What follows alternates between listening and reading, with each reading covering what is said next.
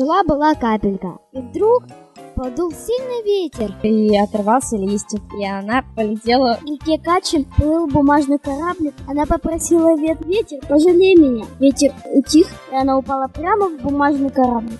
Солнце ярко светило, и капелька взмолилась: солнце, мне жаль так сильно.